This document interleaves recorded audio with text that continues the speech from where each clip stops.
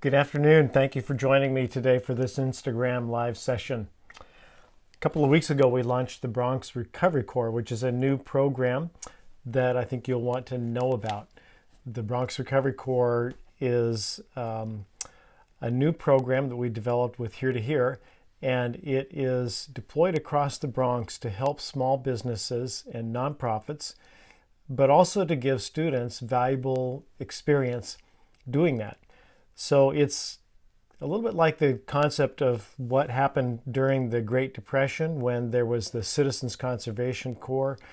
The Bronx Recovery Corps will match Lehman students with Bronx employers and community organizations, and it will fund those students in those positions. So the money doesn't come from the employers, actually, it's coming from other donors and also from federal work study funds. The first major donor for this program is Deutsche Bank of America's Foundation. So this is something you'll be wanting to learn about. There are about 41 students, I think, in the first cohort of this program. We had a town hall that was broadcast on February 2. It was hosted by the River. It was hosted by BronxNet and the Riverdale Press, and a couple of our really great students hosted the second part of the session in which they asked questions of the 5 candidates. I hope you got a chance to see it. If you didn't, you probably can find a recording. Great to know who's running for the city council seat that's going to replace our really great city council member Andrew Cohen, who's now a judge at the Bronx Supreme Court. He's been a great supporter of the college, has helped us get millions of dollars from the city council. So we're sorry to lose him, but we think we have some great candidates to replace him. The spring term began a little over a week ago, and I'm happy to report that it is well underway. It is like it was last fall, mostly online. We have pretty much the same number of classes on campus, which is very few. And so there probably, again, are only 25 to 30 students on campus at any given time. And all of our services are still mostly running remote as they were in the fall. As vaccinations progress, we may see some changes in what's happening on campus this spring, but it's really too early to predict that right now. We really don't know. Recently, President Biden called on everyone involved in higher education to help increase vaccine awareness and reduce hesitancy around vaccination, ensuring that students and faculty and staff and all that those that they know will and who are eligible to be vaccinated will do so. Our alumna Sandra Lindsay was the first person that was acknowledged actually nationally to be vaccinated outside of the trial, and we still see her face all over. She was actually featured in the inauguration celebration, and Sandra is going to help us with our vaccination campaign. We're going to have a town hall coming up in a few weeks in which she'll participate with me and some others to talk about vaccination. So as the spring term is commencing, of course, we are planning for the fall and the summer as well. And I know that everyone's really eager to get back onto our beautiful campus, particularly when we think about getting beyond this snow-covered ground and we see spring happening in a few months. And remember how beautiful it is on campus when the trees begin to get their leaves and the flowers come up. It begins to get green, and it's a pretty wonderful time. So we're eager for that. We're eager to get back on, and we're hoping that will be sooner rather than later.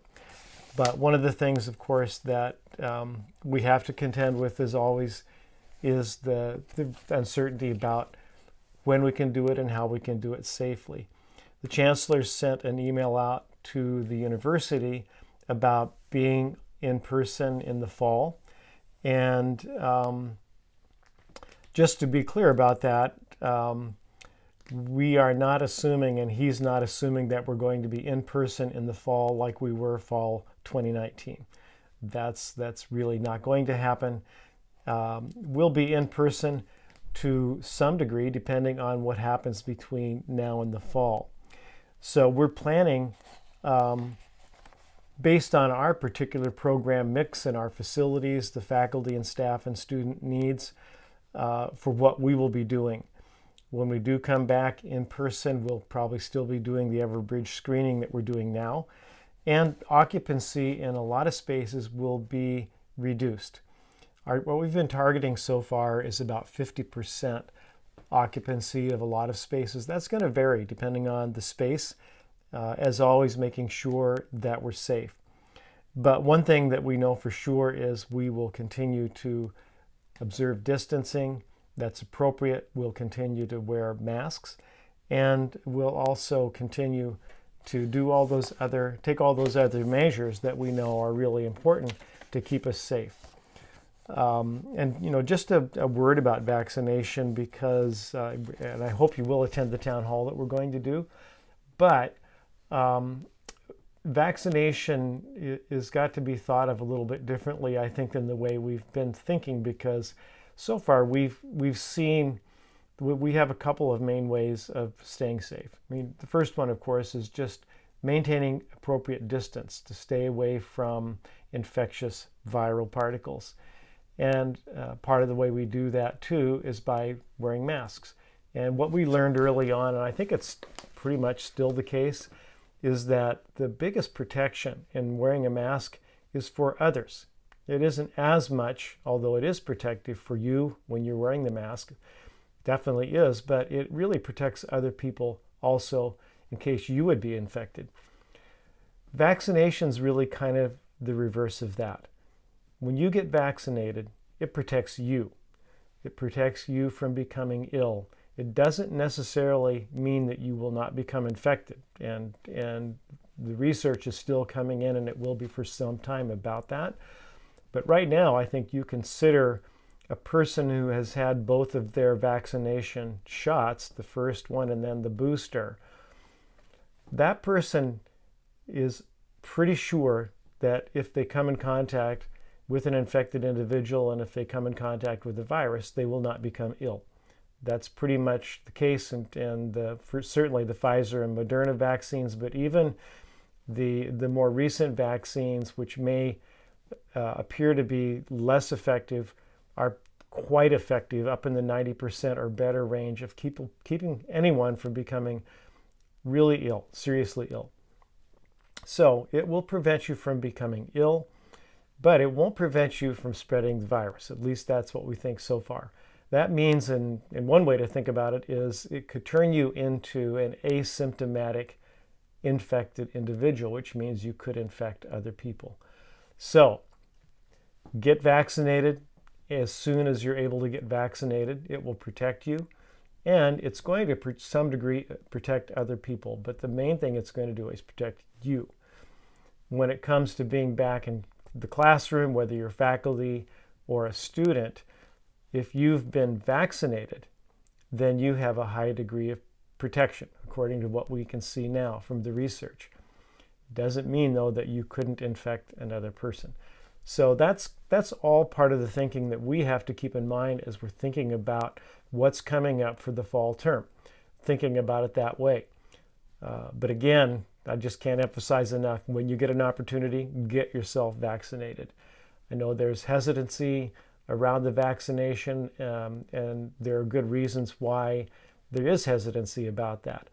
But so far, all the data that we can see shows that the risk of being vaccinated is very, very small. I expect that most people are going to have some symptoms, sore arm, and particularly after the second vaccination, they may, for a day, feel a little bit unwell, have a fever or chills or something like that. But those symptoms go away and they're fine. There have been so far, now there in the United States, well over 30 million people have been vaccinated. And of all those people, we're not seeing serious complications.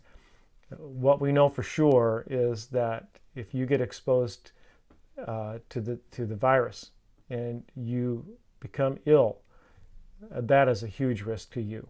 And we're not talking about exceedingly rare side effects from a vaccination. We're talking about the risk of serious illness or even death.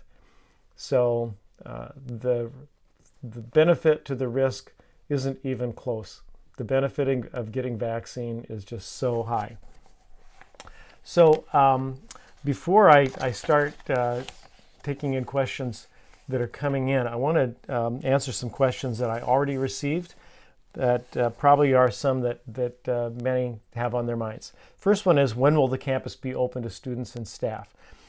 And first thing I want to say is that the campus really has never closed except for some weekends and specific days when the campus was closed. We had an example of that with the recent snow. But the campus has been open and operational since last spring. But students and staff and faculty who visit the campus do so following a process that we have spelled out and we have stuck to. And one of those parts of that process is doing the Everbridge screening before coming to campus, and also just being sure that you're on a list of individuals that's allowed to come onto campus. So we've been controlling it very carefully. But campus has been open. Will it become more open? Will it be more possible in the spring for students to come, for instance, to take advantage of computing resources and other kinds of resources? We'll see. We're hoping that actually can happen, but we have to do that carefully based on what's happening around us in the Bronx and the city, what the rates of positivity are, and what we think then we can manage on campus. But we're looking at that all the time, and we will see what we can do. The athletic facility will not be opening in the spring. I can tell you that for sure.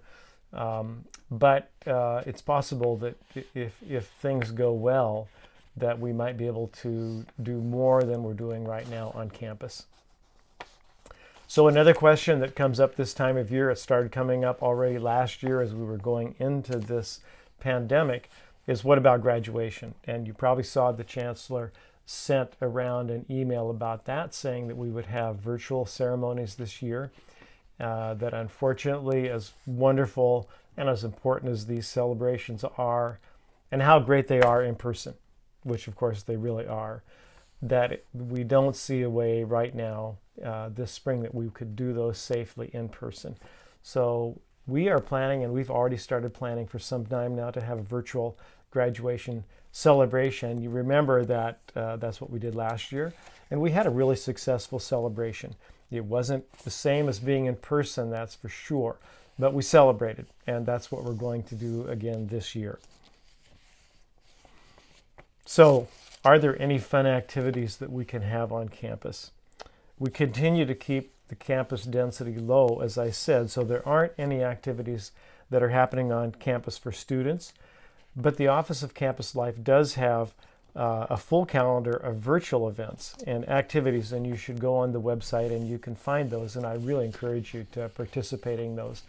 I think staying connected is just one of our huge challenges through this, and we have to take every opportunity we can to stay connected. Very important. Will Lehman College be offering the vaccine, and when? So right now, Lehman College serves as a COVID-19 testing site. We've been doing that since the very beginning of the pandemic. It's a drive-through site that's on our parking lot. We've also done testing from time to time in the Apex, when we did it for the New York City Police Department and Fire Department. We have been requested to submit plans to be a vaccination site, and it's possible that we would become one in the future. So far, though, we have not been a vaccination site, and so we will have to see as the vaccine becomes more available and as there becomes a need for more sites.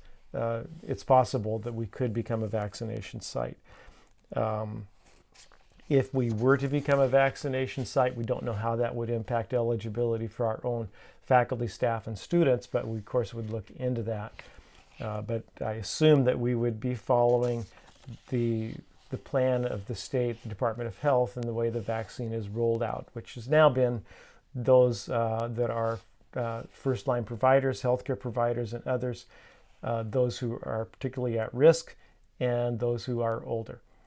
And I imagine that that will continue to be the order of things. And of course, that has included teachers, and it has included those on campuses who are doing in-person teaching. So that already includes all the faculty and staff that would do in-person services to students. We just don't have very many of those right now, but of course, looking into the future in the summer and the fall, we will have more. When will the Apex be open? This is a question that we've had before, is when will it open, and when can someone get in to get things out of a locker that are there that they'd like to retrieve? I think that it's possible to make a request to do that. So far we haven't done that, but I would suggest getting in touch with Student Affairs and making that request to see if it's possible to make arrangements to go in to get something that's really necessary. You won't be able to do that if it's not really something that's very special and something that you can't really replace or get by without. But if it's something that's really important, get in touch with Student Affairs and see if you can make arrangements to do that. All of my things are still in the locker too, by the way. So there's a question about the transition. We had an announcement last week that Dr.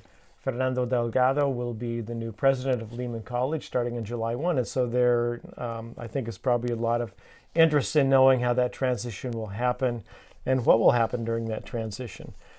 That was an exciting announcement, I think, for the campus.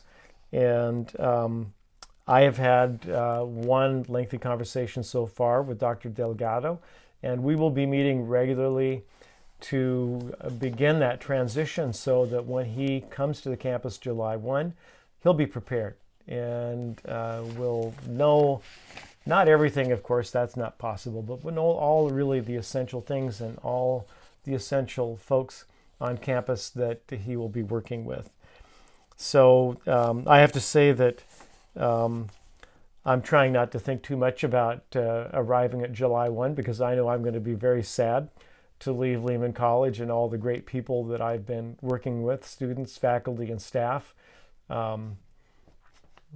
There's no way to minimize how I know I'm going to feel when that happens because I'm going to miss everybody terrifically. But at the same time, I know I'm going to feel really good about Dr. Delgado's coming and his taking up the reins. And the way I'm looking at it, it's a little bit like a relay race.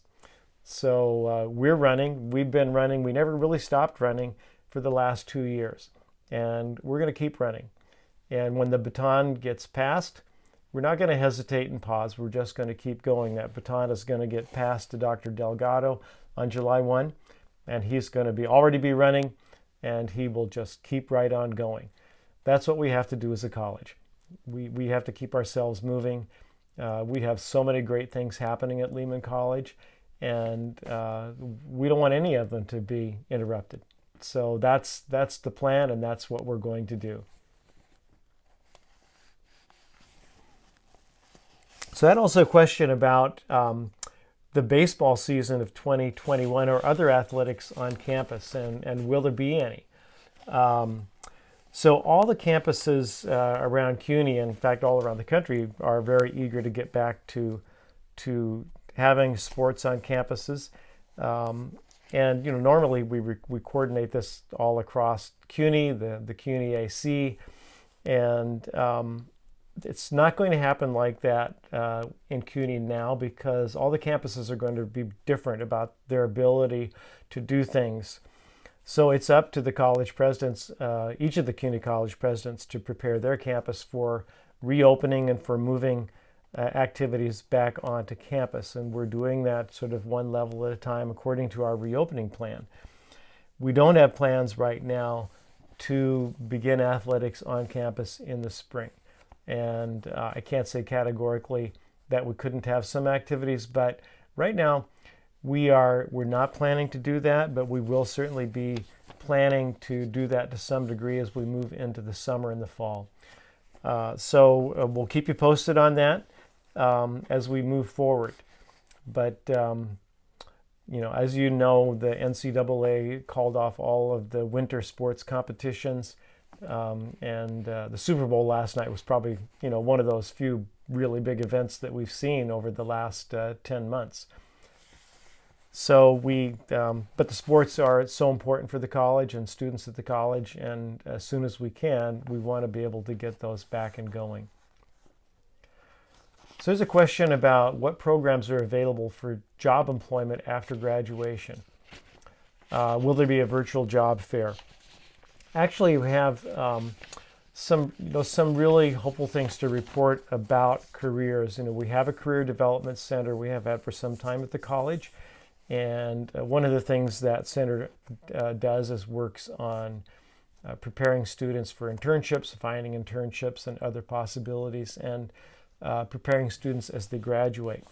And it's an area that is very important for all the university and certainly important for Lehman College. And we've been doing a lot of work in developing ways that we could improve what we're doing for students in terms of helping students who are approaching graduation, that is, within a year or two of graduating, to make contacts and prepare for careers. In fact, this morning we had a rather large meeting in which we were planning for how we can take the next steps in developing our career programs. One of the programs that we've had for the last year was an experimental program with Braven, which is an outside organization that specifically works to prepare students for careers after graduation. Braven has programs in a couple of other colleges right now, including Newark, Rutgers, or I should say Rutgers, Newark, to get that around the right way. And that program has been really successful. It has a course that you take as a part of that, a 3-credit course with mentors that are mentors who come from all various kinds of businesses and who stay with you as you graduate and as you apply for jobs. We've had about 140 students, I think, so far in that program, and now we're going to be continuing that program in the fall and into next year, and with the idea that we will continue it indefinitely. And so we hope to have quite a few more students be able to participate in that program next year. Again, students that are probably junior year or late junior year and through their senior year. And we expect that we'll probably have maybe another 250 students be able to participate, and then hopefully we can expand the number of students as we go forward. So that's one development that we have that's in the works, but we're also going to be working with the New York CEO Jobs Council, which is something that CUNY worked out with some major businesses, including Chase, and the co-chairs actually of that are Chancellor Matos Rodriguez and Jamie Dimon, who's the CEO of Chase. And other major corporations are participating in that too. And so that's another place where we are just beginning to work on opening up more possibilities for our students. There are some other things also that we're working on, and as they develop, we will make them known. I mentioned at the beginning of this the Bronx Recovery Corps, which is a program like that. It's really meant to get students into internships in businesses and organizations that hopefully then will lead to their first jobs coming out of graduation. So it's a really great question. That's a timely question. And it's something that we know is so important for our students. I mean, always has been important, but it's more important now as we need to emerge from the financial fallout from the pandemic, which has been so tough and much tougher in the Bronx and much tougher on Lehman students than it has even in other parts of the city, but certainly other parts of the country. So just know that we're working on that really seriously and working to make a lot of progress in that area.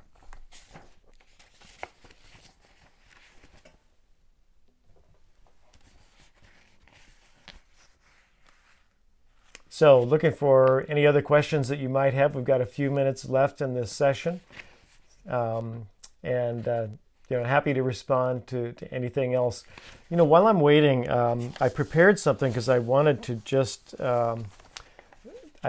let you know some of the things that have been happening around supporting students directly, because that's been so important because of what I just mentioned, the financial fallout from the pandemic. And you recall that we started the campaign for Lehman, and that raised over $1 million. Some of that money will still be coming in over the next year or two, but some of it is money that we've been able to give directly to students in the last months. $300,000 of that, which came from the Robin Hood Foundation, was designated specifically for undocumented students. And we've tried to allocate others of those funds for undocumented students because they haven't been eligible for federal funds. Federal funds in the CARES Act, we were able to distribute $6.6 million to Lehman students. That happened over the summer. Now with the new act, which we're now calling Chris A, that's the stimulus package that was passed in December. There's another $6.6 million that will be distributed sometime this spring to students. In both cases, we think the average amount that will go to students will be about $500, but it will depend on the student and other circumstances. So the largest amounts were around $1,000 or maybe a little over $1,000, and then some were less than $500. So that will be coming. So together, that's this year is around $13 million that will be distributed. But we also think with the new funding from the stimulus package from Chris A, that we can use some of those funds also to help pay down money that's owed by students for tuition, which we weren't able to do. And so that's another way we think we'll be able to help students.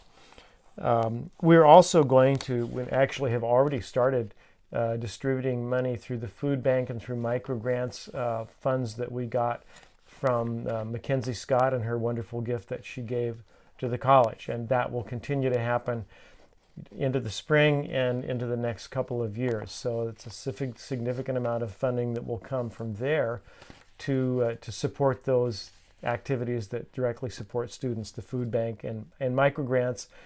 And of course, scholarships. So altogether, that's another significant source. So taken all together, there is a lot that we've been able to do for our students. Nonetheless, I'm very aware that whatever we are able to do is not going to be enough, because there's a huge need. And we have so many students that have suffered, have dealt with food insecurity and housing insecurity, and have really struggled to stay in school. And I have to really give kudos to all of the staff in student affairs and faculty who've been supportive, and for the students who've been so tenacious and have just really hung in there. And I'm happy to say that despite all the challenges, our enrollment for this term, for this spring term, is actually now the same as it was for last spring term. And that was before the pandemic hit. So we've been able to maintain enrollment, and that's great. That's great for student progress. And for students, I just want to say kudos to you for being so tenacious and for dealing with these really tough circumstances, but just hanging in there and doing something that really is difficult. And I know that there's no way that we can overstate how challenging it's been. But I'm really happy to see that enrollments have been maintained, which means that students are able to continue their studies and work towards graduation. So that brings us to the end of this Instagram Live session. Thank you again for joining me. It's great to have you, and I look forward to our next one.